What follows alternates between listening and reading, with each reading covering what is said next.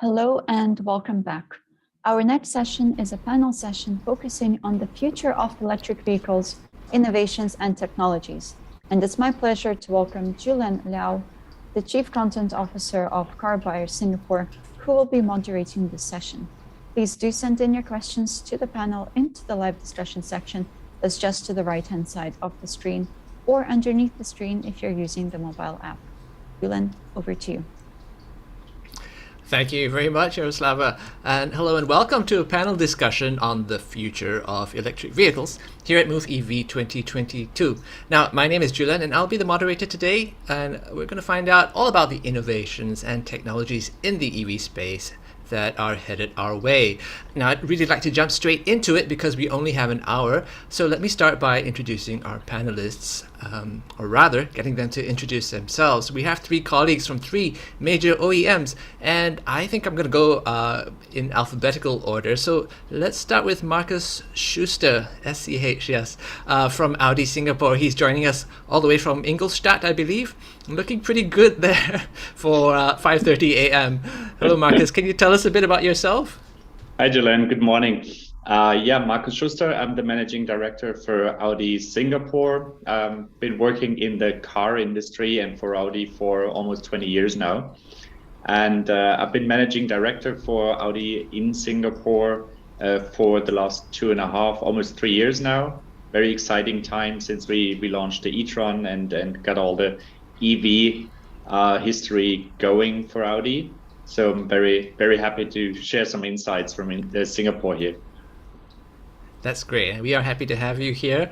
I also have with me Isao Sekiguchi from Nissan ASEAN. Now, I have only met Isao-san for the first time today, but now I'd love to share that pleasure with everyone else here. So welcome, Isao. Could you please tell us a little bit about yourself? Yeah, thank you, Julian, and good morning, everyone. Thank you again for the invitation to the Move EV 2022. As Julian said, my name is Isao Sekiguchi, and I'm currently based in Bangkok, Thailand. I'm having two hats. One is regional vice president, marketing sales of Nissan in ASEAN, and also another hat is also the president of Nissan Motor Thailand, which also have a sales company and also the manufacturing. I've been in this industry for more than 25 years and seen and promoting the growth of mobility globally, including the electrification in ASEAN in recent years.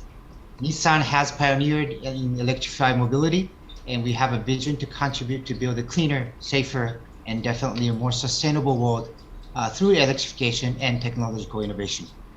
It's really my pleasure here today, along with all the fellows panelists, to share our experience and views with everybody here.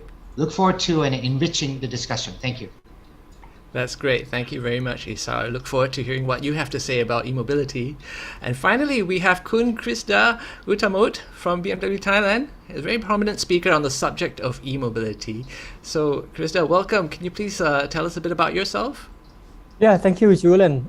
It's a pleasure to meet everyone here. And of course, from my side, my name is Krista Utamot. I'm working as the Corporate Communication Director at BMW Group Thailand, and I have been with the company here for the last 20 years. Have seen a lot of developments within the Thai automotive industry market, and of course for BMW Group in Thailand, we are quite honored that we have over 33% of the electrified vehicle share in the market last year. So that is basically BMW and Mini combined electrified fleet. So I think the prospect and of course the potential for electric vehicle in Thailand and in the region is very promising. So thank you very much.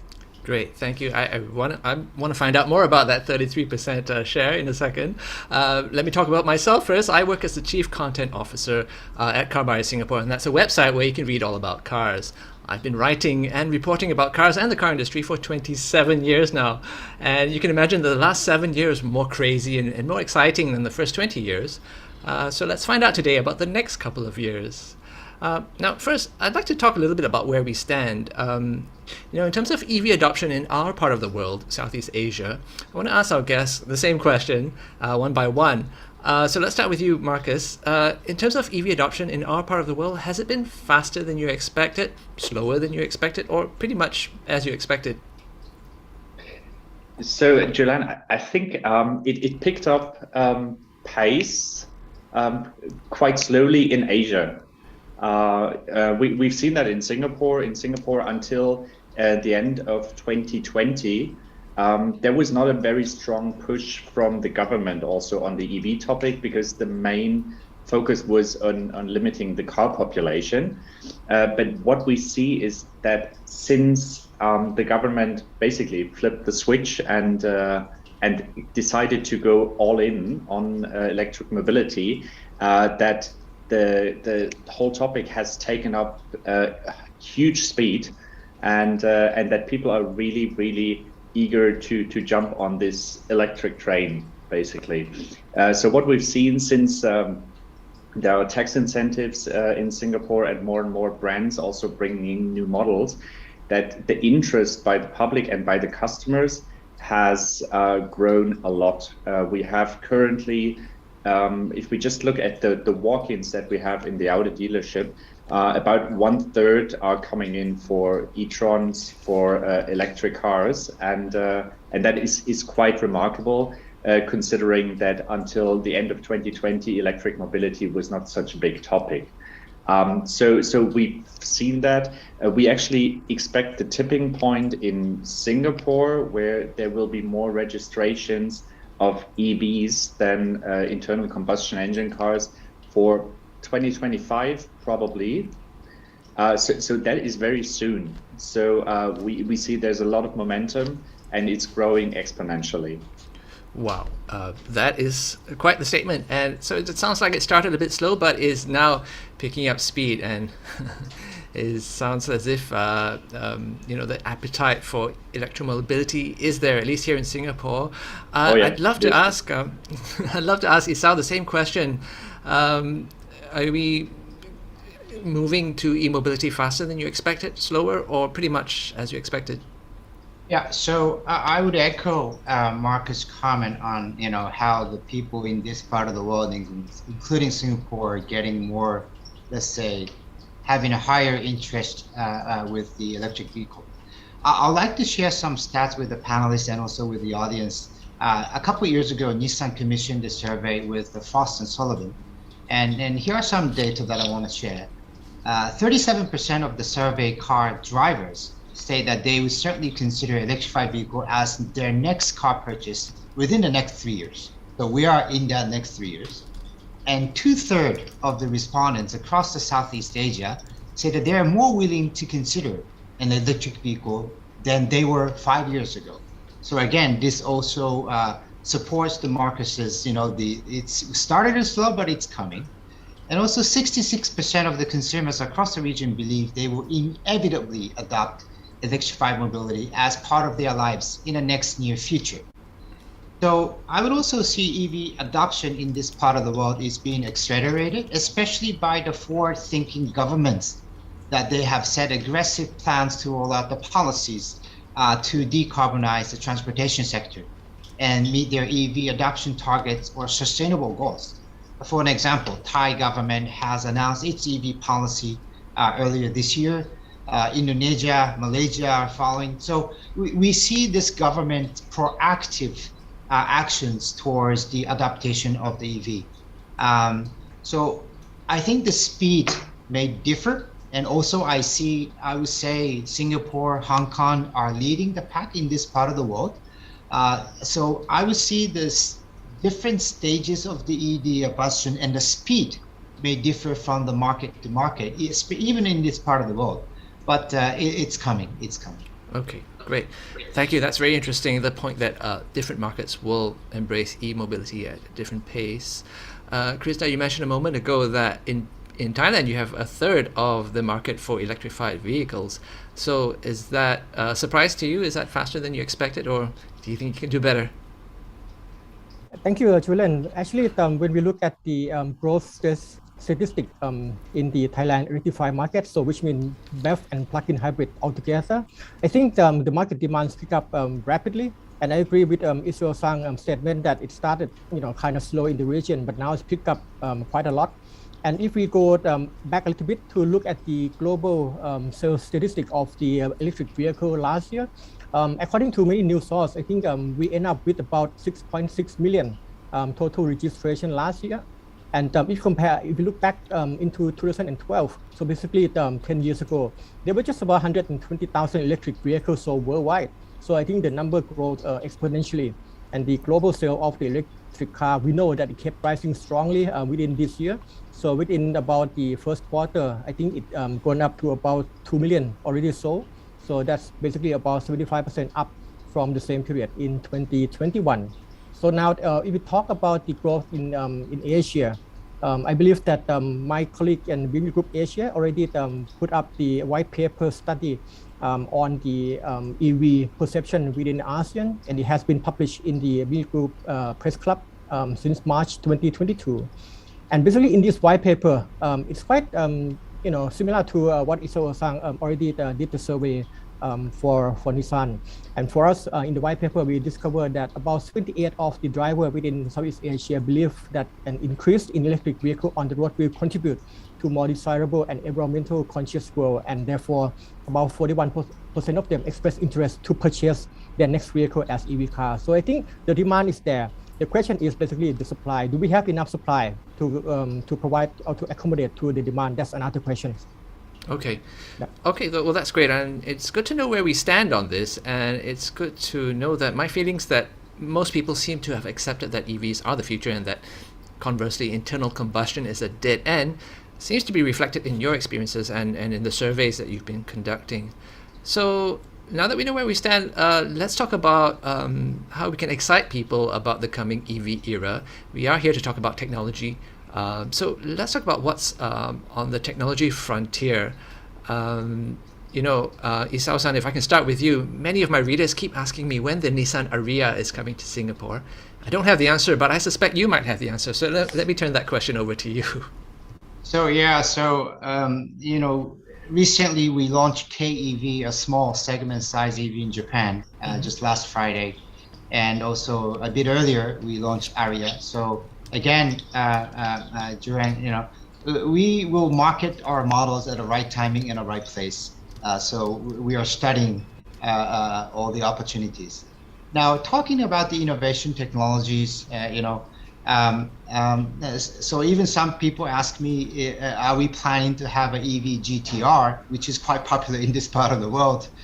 So of course, I don't plan to have any discussion on the product plan, but definitely the product and the technologies are the areas that all the OEMs, including Nissan, is coming. Basically introducing the human-centric technologies to offer the superior value. And obviously the EVs are more exciting to drive. So once you get in the car, the acceleration is making wow experience for everybody. So our job is to make an attractive product and it should be more accessible. So the second point that I want to mention is the EV competitiveness. So still the cost of battery is expensive, and that is basically making all the prices of EV not so, let's say, affordable. So battery cost reduction will drastically change the dynamics of the electric cars going forward, and also globally. And at Nissan, we are working on multiple levels to make EVs more competitive, including the battery advancement and the manufacturing efficiencies. Just an example, under our long-term vision, we call a Nissan Ambition 2030. Nissan has announced that we plan to launch an EV with all solid-state batteries developed in-house by fiscal year 2028. So again, we are working on every aspects to make EV affordable for years to come on the EV outbreak. Now the last point on the technology, and this has been our central, let's say, principle to make the appropriate ecosystem. So we can't just launch the EV and do nothing. We need to really make the ecosystem with a 360 approach, and from a charging infrastructure to the decarbonization production, and also repurposing the batteries as energy source. And we are, redefining the role of the car itself.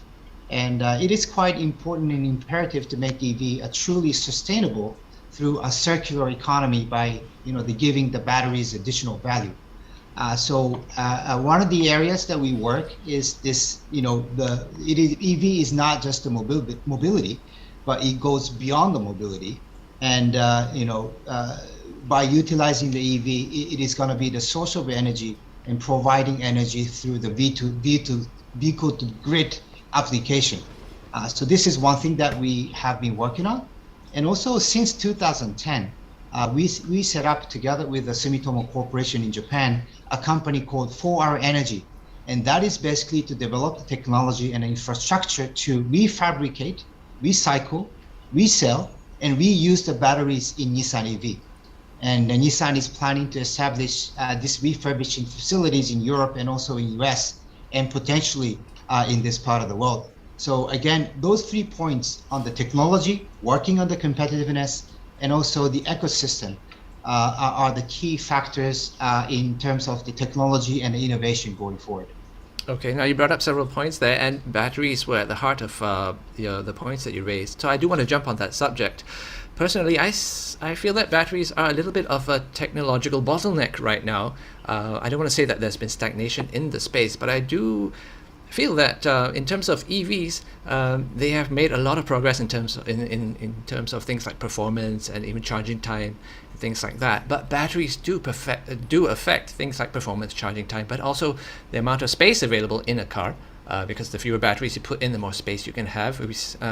Things like cost. If you have more efficient batteries, perhaps you can use fewer batteries and bring the cost of the car down. So I'd like to ask perhaps Krista, BMW just launched the most powerful version of the 7 Series as an electric car. But really, it seems to me like just an extrapolation of the car as we know it. And I was kind of hoping to see more in that space. Can you talk a little bit about that? And is really battery technology one of the bottlenecks that is holding back innovation in the rest of the EV car that we see?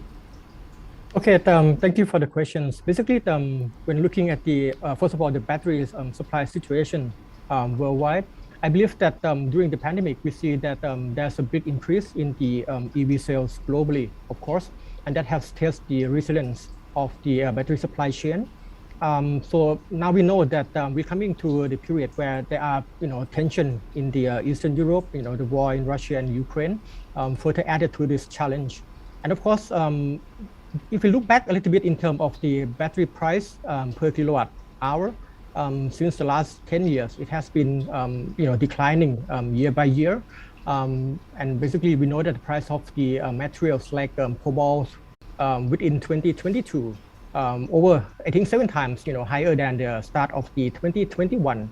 So, and that because of the, the tightening supply, limited raw material from Russia. And I think Russia supplied about 20% of the high purity nickel. So that has become, quite rare in that case. But what we are seeing here is that I believe this is the short-term effect to the battery supply situation. Because over the period, we see the continuation of the battery price decline. And for each of the car manufacturer, we come up with our own new technology. And take, for example, the i7 with the new Gen 5 battery. The size is about 101 kilowatt hour. The range has already tested with over 625 kilometers on the WLTP. I think the range is getting better year by year for all the vehicles. And of course, this would help driving the overall EV industry, and of course, I think the more efficiency of the battery, the more range that you get, and of course, the more consumer confidence that you would have at the end as well. Yeah. Okay, Marcus, do you have anything to say about the evolution of batteries? I think the battery technology has really improved in the last years. It's something that goes on in the background and you don't really see it all the time, but we can see that the range of our e-tron models, for example, has increased a lot. It has to do also a lot with the software, so not just with the hardware technology, but also with how we handle the batteries and how we manage the battery power. And I think a second aspect that you have to look at, because with battery technology, it's always about range and speed also of charging, is the charging technology. And the charging technology is developing very fast, and the capability of cars to charge fast is also improving. So we can see that in Singapore, that we have more and more faster chargers in Singapore. We, as Audi, for example, we work at at developing our own destination charging network, where we will have in the midterm around 35 charging destinations at lifestyle destinations in Singapore.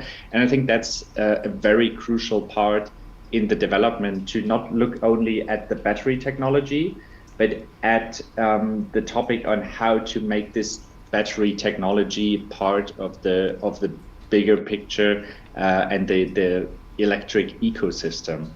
And a second question is also, I think, the question of price and value for the customer. And I think there, if you look at the prices for batteries, they have come down by 85% from 2010 to 2018-20.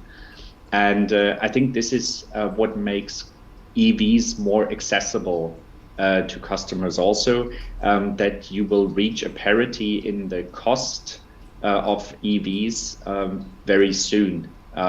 Parity between EVs and ICE cars.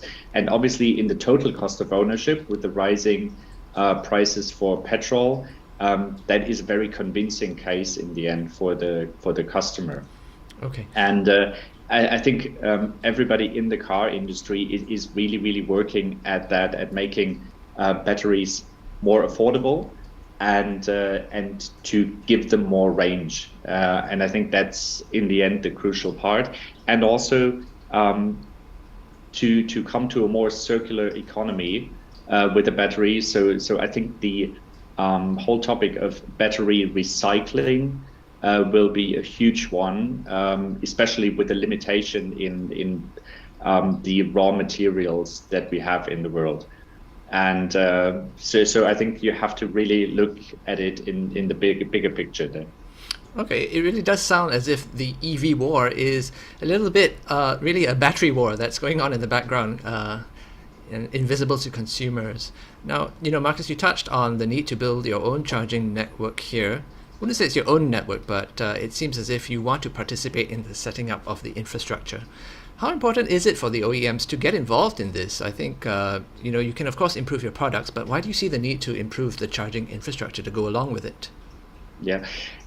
So what we've seen in the last 2 years, when we talk to customers, a major concern, even in Singapore, where the driving distances are not long, is still range anxiety. Or in Singapore, it's more the anxiety of knowing where you can charge.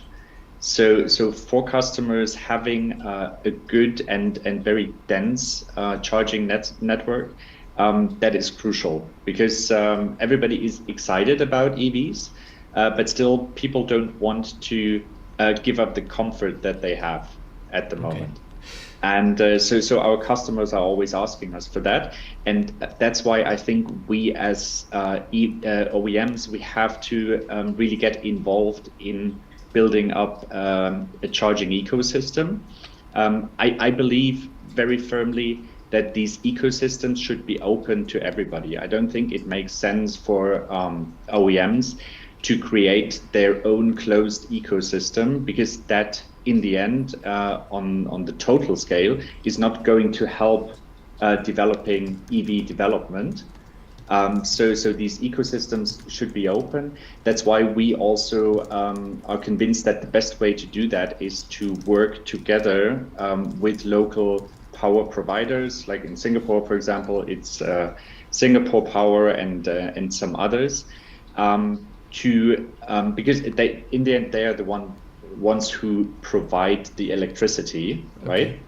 And to have these cooperations and to foster these cooperations, and I think that will really drive the development of EVs in the Asian countries. Okay. Well, thank you, Marcus. I do want to take it back to the subject of batteries. Now, Isao-san, you actually touched on this a little bit, but I have heard Nissan talk before about how an EV could possibly feed power back to the grid. So you buy your power possibly at off-peak rates and sell it back to the grid at peak rates and possibly monetize your car. Now, I'm excited about that. I like the idea of a car that I can turn into a monetizable asset. How realistic is this? How far away is it? And is this innovation something that you would have to upgrade the grid for, or maybe take part in some kind of infrastructure upgrade yourselves for? Yeah, so actually the concept of I would call the energy management using the EV has already started in our home country in Japan. And we call it all the activities that we utilize EV. Part of that is energy management called Blue Switch actions or Blue Switch strategy. So we have several partnerships in Japan in actually the customers can monetize it, commercialize it, and it's increasing. So even the customers in Japan started to realize what they can do beyond the mobility. So it started in Japan. And obviously, using this concept of the energy management, we also launched the Blue Switch in Thailand and the Philippines earlier this year. So we are already in a discussion with several key stakeholders in Thailand and respectively in the Philippines, how we can first create this sort of an ecosystem utilizing the electric vehicle. And again, our intention is to go beyond mobility. And we already have a proven cases in Japan where we can adopt in this part of the world. So we are working on those with the key stakeholders, including the government. Okay, so can I just ask you to explain very quickly how Blue Switch actually works? So, if I have a Nissan EV, what happens next? Yeah, so basically, in case in Japan, the very simple example is our EV, Nissan Leaf, becomes a source of energy. And how does it work? So in Japan, we have a lot of earthquakes, tsunamis, and the local municipalities can be losing electricity for a few days or even a week. Nissan Leaf, fully powered, we have so-called the vehicle to home. We can recharge the house for 4 days if it is under the normal use. So, the blackout, where the source of energy, the Leaf will be the source of energy. It can provide energy for air conditioning, electricity in the house. So that's how we have made a proven fact what we can do with the electric vehicle. And the Blue Switch is the concept and a strategy. And we have now more than 180 MOUs and agreements with a lot of local cities and municipalities that Nissan Leaf will be there in case of such kind of a natural disaster.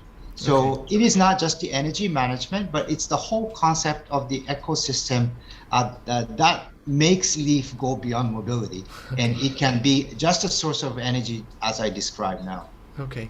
Is this locked into Nissan, or is it an open sort of infrastructure that other electric vehicles would be able to participate in? Yeah, so definitely, I know there are two, let's say in a broader term, different kinds of the charging system.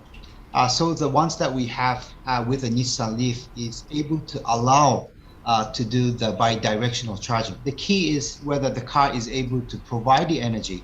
But I believe sooner or later this technology will become available for any OEMs. But as Nissan is a pioneer, we launched our first EV back in 2010.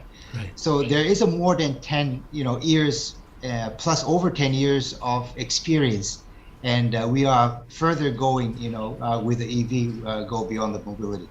That's great. Thank you very much. Now, we do have some questions coming in. Before I get to them, I do want to talk about the circular economy a little bit. We've touched on that. And Krista, if I can ask you to talk about that, because BMW is actually has been communicating the idea of a circular economy quite aggressively.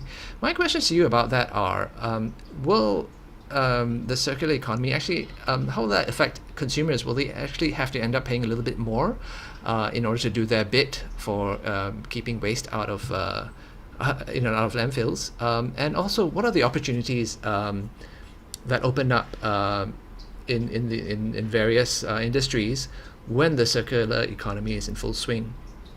Okay, good question. I believe that the whole topic of the circular economy is getting more and more focus for all corporates, not only for within the automotive industry, but everyone getting our attention to develop the products and of course the entire value chain within the circular economy. And of course, with that, I like to address that the topic of sustainability has always been a main pillar for BB Group worldwide, not only in Thailand, but worldwide. And therefore, we try to expand the horizon of sustainability topics beyond the production area and now to the dealerships and also to the mindset of our customers as well. This is what we have been trying to do. That's one topic I like to touch when Marcus was talking about the open ecosystem for infrastructure, which I agree fully. It should be open for everyone, and therefore the point where I like to address is that in Thailand alone, we have the partnership program with the Electric Generating Authority of Thailand, or EGAT, together with other companies like eVault and other providers in order to offer our charging solutions to the customer. Over 600 locations or 600 chargers nationwide, and it will be expanding as well. So with this, I believe that we expand the entire ecosystem for all the BEV users. And of course, just 2 weeks ago, I also visit one of the charging stations by the Provincial Electric Authority, PEA, and they are now starting to offer what we call auto charge. So it means that you would not need to use your app to scan at the charging station with the barcode every time you do the charging. You just do it one time, and after that, once you go with your car, the socket recognizes the car that you drive and the ownership it is, and it will be able to charge to your payment address correctly. Simply plug and charge in that way. So I think the convenience is there.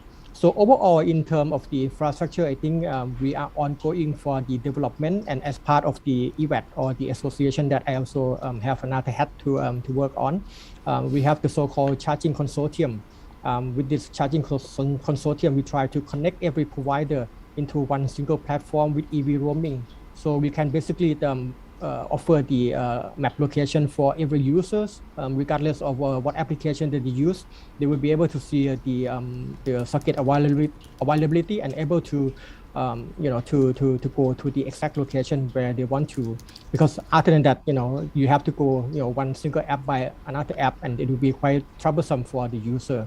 So I think overall area of the infrastructure, ecosystem, and of course, then bring it up to the topic of the ecosystem, within the automotive industry. We are trying to expand the horizon, in our area. Okay. Now, I want to touch about the opportunities that are available to other players in this space. With combustion cars, of course, you can imagine the energy companies have been very active in that ecosystem. When we shift to electric cars, of course, there are power companies, the property owners, maybe app designers and charge providers. All of these companies have the opportunity to participate in this shift. So I'd like to throw the question open to all of you. Where are the opportunities that, beyond what I've listed, are there opportunities in materials recovery? That's as far as my imagination goes, but maybe you can fill me in. Would anyone like to talk about that? Yeah. Maybe let me start, Julian. So it's more on building on what Marcus touched upon on the importance of the number of locations in terms of the charging stations, and Chris that took it further. I think one of the common challenges is how we can make the charging station available. That takes away the anxiety of consumers to own and actually run with the EV. This really echoes what Marcus said about his actions in Singapore. I draw another statistics from the Frost and Sullivan survey that we did. The fear of running out of the power before arriving at a charging station was number one barrier when the customers were being asked what would be the issue. So again, another data that I will share, in Japan, recently the number of EV charging stations exceeded the number of gas stations, and that is over 30,000 stations. Yet, the number of EV in the country among the total industry volume is still 1%. So that means having 30K infrastructure compared with what we have in Thailand is about probably only all about 2,000 plus. How do we go to that number? That allow customers to really feel the less of the anxieties in owning and making sure that from point A to point to B, the customer will be able to arrive without any fear. So I believe this area of developing the infrastructure together with the partners, this cannot be done by OEM alone, or this is not just a job of the electric company or the power supply source. So how do we, work together, both private and the government, to build this infrastructure going forward? And I'm sure, this needs to be done in a commercialized way. Otherwise, making infrastructure itself is not sustainable. So I believe this is the opportunity as sort of a business, but also the challenge in promoting and adapting to the electric vehicle. Okay. Thank you for sharing that. I want to ask Marcus a question. When you first started selling the e-trons in Singapore, I remember you had what I would call a service innovation. You made it available to the customers that someone would come and collect their cars and take them to be charged and then return them to office, home, wherever it is, with a full battery. Mm-hmm. And that to me is an innovation as well. It's just a service innovation. Can you talk a little bit about that experience and whether or not you see other service innovations that could be on the horizon to make EVs a little bit more accessible to everybody? Yeah, Julian, thanks for that question, because it touches on a very important topic, which is the kind of monetizing the whole EV topic, also for our dealers that we have out in the market. So we started when we launched the e-tron, knowing that the charging network was not so much developed yet. We started a service that is called charging on demand. So whenever you need, you can get your car picked up and charged for you. And I think that's very much in line with the service thinking that we have, especially in Singapore at Audi, to make it really convenient for the consumer to own an EV. And I think what we have to think about as OEMs is how to involve our dealers in this whole journey towards EV. Because you have to be aware that a lot of their turnover and a lot of their profit also still with the ICE cars comes from maintenance, and maintenance with EV cars is much easier and cheaper. You don't have oil or lubricants or anything that you need to change once in a while. And so the OEMs and the dealers, we have to think about how to keep our business model on that level running. And I think there is also, that's where new technologies like autonomous driving also come into play, and also technologies like service updates over the air, that you have to have these technologies in place to give a customer an added value over the life cycle of the car. In the past, it used to be the way that you bought a car and that was the state of the car, and it remained like this over the whole life cycle of the 10 years in Singapore, for example, of the car.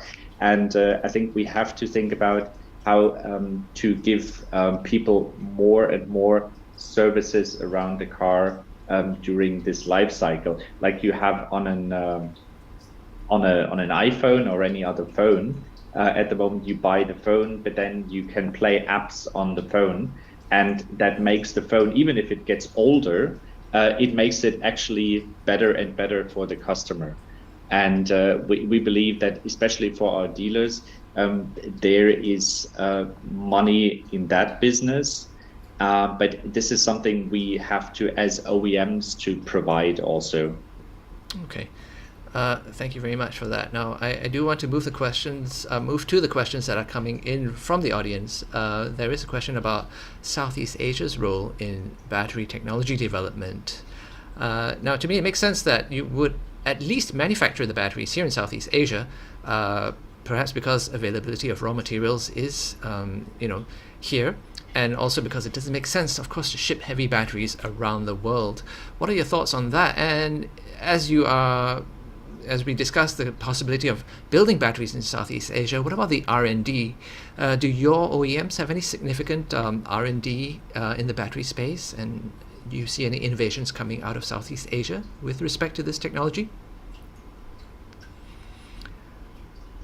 Yeah. So, Julian, if I may take that question. So, speaking of the electrification and the local production, Nissan has a technology called e-Power, and we believe this is sort of a bridging technology between the conventional gasoline engine and the BEV, which is a pure electric.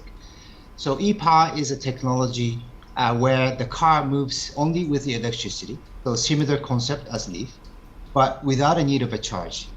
So basically you fill the gas and it creates the energy utilizing the engine. Now, we currently produce this e-Power battery in Thailand, and we also market this e-Power model, we call it Kicks, both in Thailand and also outside of Thailand, including Japan. So talking about the battery, and I mean, we can broaden in terms of the electrified cars. We have both EV, that is Nissan Leaf, and Ariya, as you say. And also we have sort of a transition technology. We believe that is still a benefit for customers. So that we currently produce in Thailand. And that is first outside of Japan.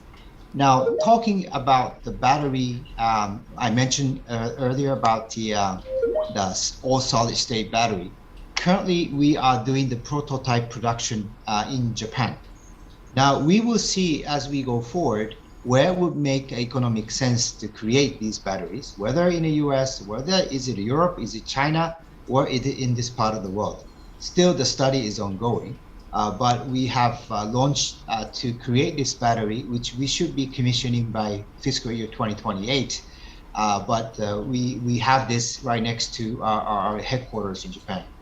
So we will see what it takes to, I mean, I think what Krista mentioned about Russia, Ukraine, I mean, this is for the very short term. But I think, what's happening globally with all the shortage of the semiconductors, the shortage of the batteries, I think this allow OEMs to really reconsider how should we create the supply chain and also the location and the battery itself, whether you buy or you make yourself, or is it a combination of both? I think this ongoing studies is happening around all the OEMs. So I think that's the status updates, I guess, from my side. Okay. Julian, maybe I share from my side because I like this question when talking about the potential of business investment and particularly in the battery field within Southeast Asia, right? So I believe when we look into the our region at the moment, we see that EVs are increasing rapidly because of the government support and government targets to to boost the investment within each and every country. So we see that from Malaysia, for example, the government already announced the elimination of all EV taxes from the import, excise tax, and road taxes in order to boost up the EV adoption in Malaysia. Also in Singapore, I think you have the Vehicle Emission Scheme or VES, which is already introduced since 2021 to reduce the upfront cost for EV. And in Thailand, we already mentioned that the government already announced the incentive scheme for the EV buyers with condition that the local assembler would have to assemble or produce the EV car within specified time frame. And they also tied it up with the necessary to have the local components like the battery sourcing locally. And therefore, this is the point where I believe that you will start to see this potential of the battery production everywhere. It might not come into the scale of the battery cell production because the investment is very high, but it will start off with the battery assembly or the module assembly, and then into the kit assembly and the battery pack assembly to feed into the production line of each OEMs. So I think the value chain is rapidly growing within the region. This is what I'm seeing. And of course, the technology that we're talking, the generation of the battery is getting more efficient. For BMW, we will develop with the i7, the new 7 series with the electric drivetrain. It will be the Gen 5 batteries. So of course, the efficiency will be much better. And that is what I'm seeing how the market in Asia will change over the period. Yeah. Okay, and I should also point out that Hyundai does have an innovation center here in Singapore where they do R&D and also apparently some manufacturing on the way. So I do believe that for many OEMs, Southeast Asia does have the potential to participate in technological R&D. Now, Marcus, we don't hear much about solid-state batteries from Audi. That seems to come out more from the Japanese OEMs. Isao-san did mention a desire to see solid-state batteries enter the market by the end of this decade. Do you have anything to comment about that? I mean, they always seem to be around the corner, solid-state batteries. Some people say 2025, and now we're talking about 2030. Is Audi working with solid-state batteries, and are they a kind of technology that will clear a bottleneck in terms of what we need from batteries? Okay, Jalan, I cannot speculate on what is going on in the R&D department at Ingolstadt at the moment. Sure. We at Audi at the moment we're working with 4 different platforms from the Volkswagen Group, and we at Audi we're gonna be building most of our cars in the future on the premium platform Electric, which currently is not on the solid state batteries, also because we see the technological challenges that there are with these batteries, and we believe we need to get the development of EVs going very fast, right? Because you need to have a penetration of those technologies in the market right now. And so we are working with the big battery suppliers there to have the latest state-of-the-art batteries in the market. So the charging capability, for example, for the e-tron GT or RS e-tron GT is up to 170 kilowatt at the moment. And that is, from our point of view, technological already at the point where you can push it at the moment, right?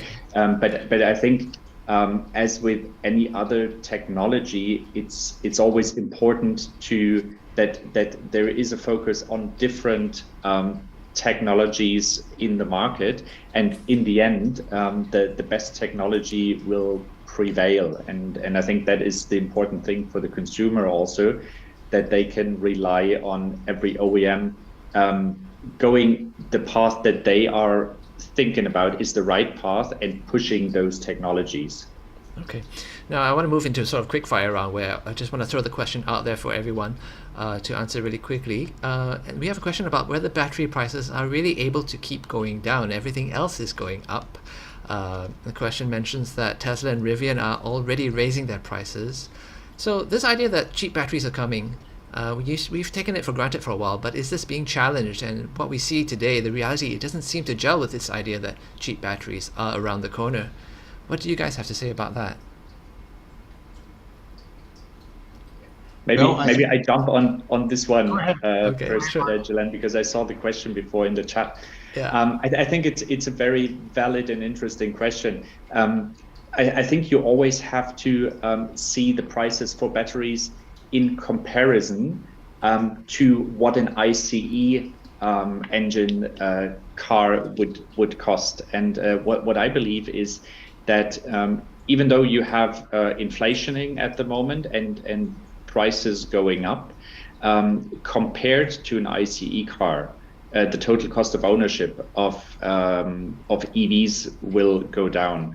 That has also to do with the fact that for ICE cars, the requirements from an environmental point of view and the requirements that the government set will be tougher and tougher over the next years. So it gets more and more expensive for car manufacturers to meet these requirements on ICE cars. So saying that EVs will get cheaper is always a relative issue in comparison to other technologies that you have. Okay, I understand. Thank you. Isao-san, you mentioned earlier on that Nissan launched, I think, 2 days ago. I believe it's the Sakura EV, which is a compact, light class car. Presumably the batteries for that, the bulk of the cost for that car. Are you able to bring down battery costs continuously so that you can have K cars for everyone that are electric?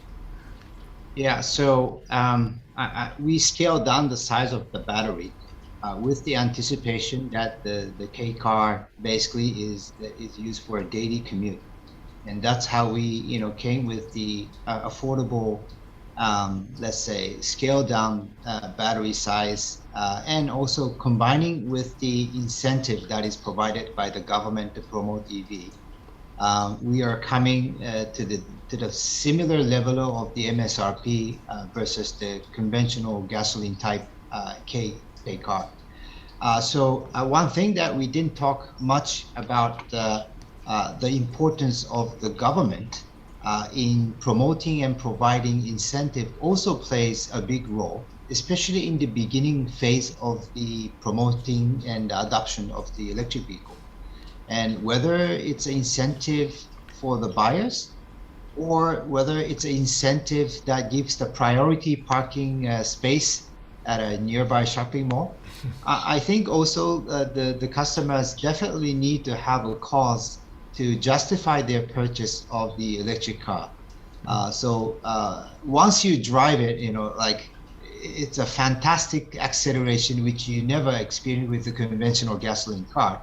But I think what is also important is to make affordable if the government and also OEM really want to promote electric vehicle. So Sakura is also designed, and I think one of the jobs that Nissan has been doing is to work not only with the central government but also with the local government in providing incentives, given that still the cost of the battery and the car is rather expensive. Marcus mentioned of the total cost of ownership for sure.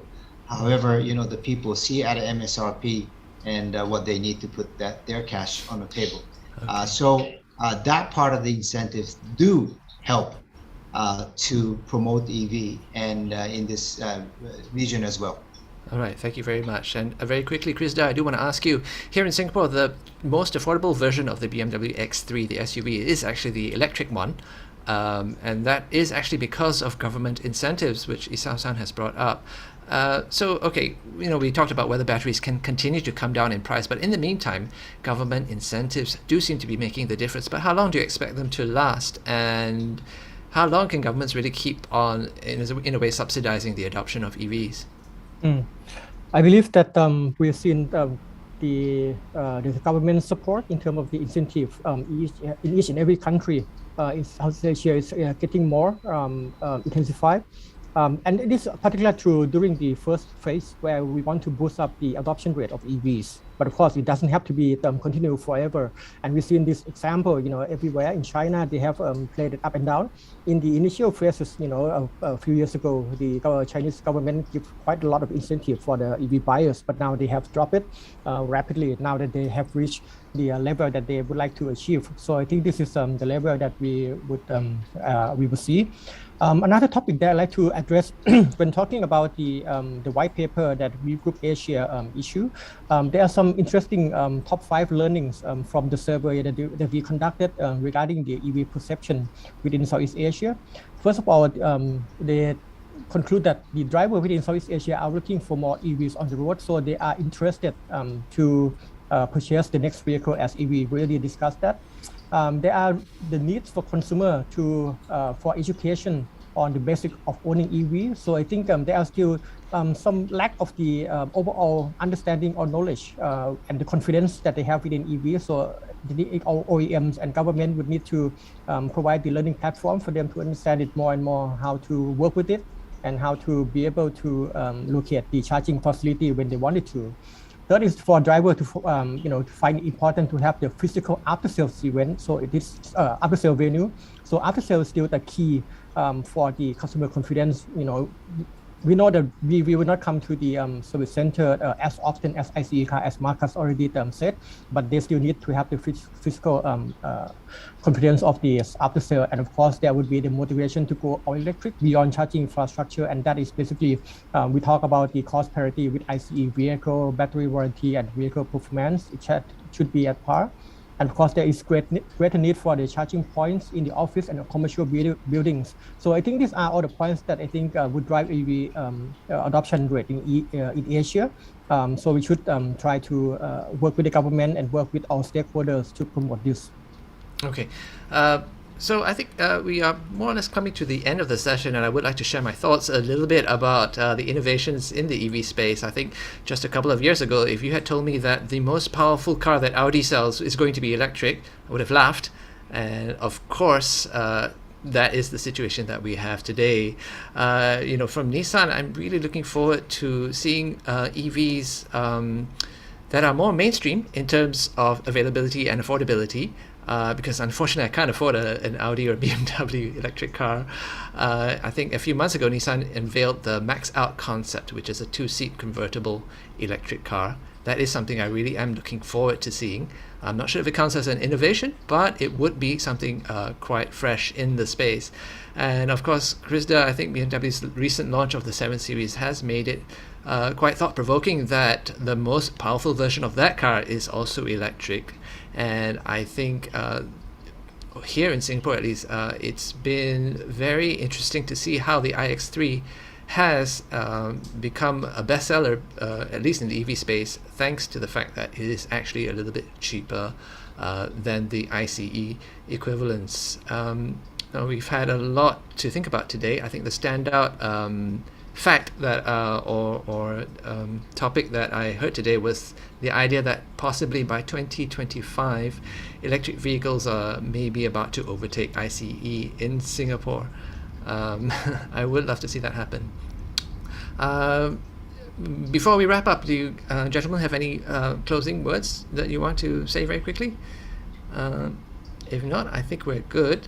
It seems like not too long ago the discussion was about how or whether EVs are the future, but I think today we've moved on to talking about the future of EVs themselves. So I'd like to thank our panelists today. We had Markus Schuster from Audi Singapore, Isao Sekiguchi from Nissan ASEAN, and of course Krista Utamot from BMW Thailand. Please stay for a fireside chat about the rise of shared mobility and EVs. There is plenty more to see at Move EV 2022. And with that, I'd love to hand things back to Yaroslava Bandari from Move EV. Thank you very much for joining us. Gentlemen, thank you everyone for that very great and engaging session and for sharing your professional insights. If anyone from the audience has any more questions, please do connect to the panelists on the platform. Also, please do check out our exhibition hall by clicking on the exhibition hall tab. As Julian has mentioned, our next session is starting very shortly, so please do stay tuned for that. Gentlemen, thank you once again. All right, thank you. Bye. Thank you.